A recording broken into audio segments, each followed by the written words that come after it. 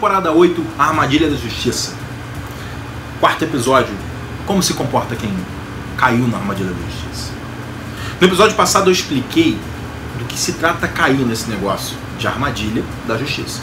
Se você tiver assistido ao vídeo passado, você vai lembrar que trata de exigir que o mundo nos seja justo.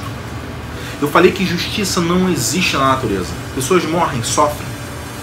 Passarinhos bonitinhos comem outros bichos que, se tivesse a oportunidade de opinar, eu garanto que eles não diriam que o mundo está sendo justo com eles. Garanto.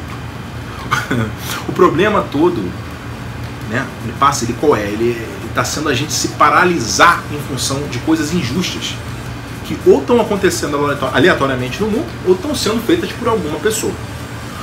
Paralisar é o problema, se paralisar. O problema fundamental é que o pano de fundo para praticamente todas as neuroses é fazer do comportamento dos outros mais significativo que o próprio. Essa frase do Dr. Wayne Dyer. Nesse episódio aqui eu vou listar alguns comportamentos típicos de quem tem esse vício de exigir justiça no mundo para poder se mexer. Conforme eu tenho feito em todas as temporadas, demonstrar os comportamentos típicos é uma forma de eu te ajudar a perceber esses padrões nas pessoas do lado de fora e em si mesmo, para que você possa justamente tomar ações corretivas e evoluir. Você vê o problema e corrige o problema e vai melhorando, tá? Deixa o teu like aqui embaixo, faz aquela inscrição no canal se você está chegando aqui nesse vídeo a primeira vez ou ainda não fez a inscrição por algum motivo, e ativa aquele sininho de notificação. São 5 vídeos por semana, né? Vamos nessa! Esse comportamento de exigir equidade é evidente em praticamente todas as áreas da vida. Se você for apenas um pouco perceptivo, você vai conseguir perceber que esse comportamento aparecendo frequentemente em várias situações e lugares, tanto em si mesmo quanto nos outros. Eu vou listar aqui agora, então, 13 exemplos. Pega um caderninho, tá? É muito bom. Listar 13 exemplos a partir de agora desses comportamentos de exigência de justiça. Se você pegar os 13 legais, você pode inclusive perceber mais depois. Você vai pegar o padrão, tá bom? Qual o primeiro? O primeiro é quando a gente se queixa de que os outros estão ganhando mais que a gente no trabalho, mesmo fazendo o mesmo trabalho. Não é? Primeiro é isso, anota isso. Será que eu estou vendo isso na realidade? Putz, eu estou exigindo justiça. Segundo exemplo aqui de estar exigindo justiça é quando a gente diz que não é justo que os artistas famosos ganhem os salários que ganham, né, o jogador de futebol, sei lá, e a gente fica aborrecido com isso. Ficar aborrecido com isso? Peraí, estou me paralisando? Nota aí também. Terceiro exemplo é a gente se irritar quando os outros não são apanhados cometendo infrações, fazendo besteira, né? Enquanto a gente faz besteira. A gente quer que a justiça seja feita com alguém que se safou, quando a gente mesmo que queria era conseguir se safar, fazendo a mesma besteira. Entendeu? Quarto exemplo aqui é a gente dizer coisas como: será que eu trataria você assim?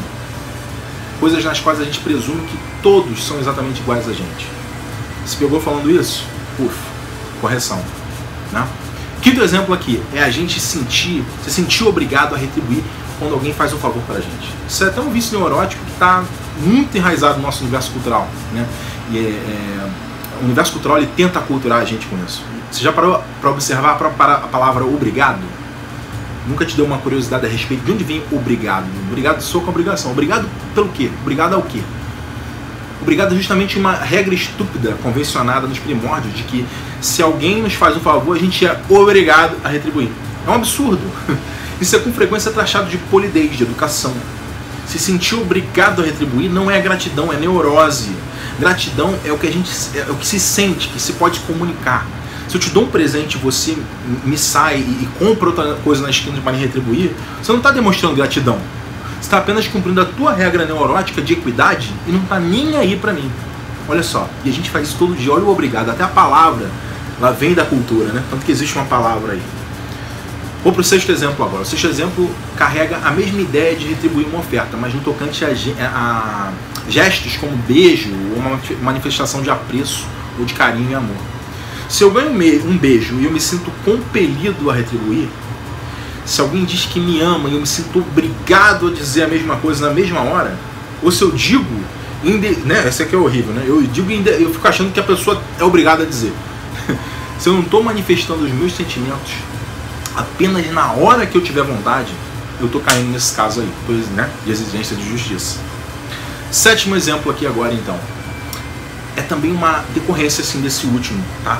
De retribuir a oferta. Nesse caso é fazer sexo por obrigação, sem estar com vontade de fato, por achar justo cooperar com o parceiro ou com a parceira. Furada isso.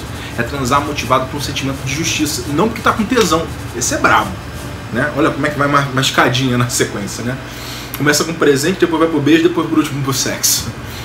O oitavo exemplo é quando a gente resolve insistir que as coisas tenham consistência, de uma forma besta, né?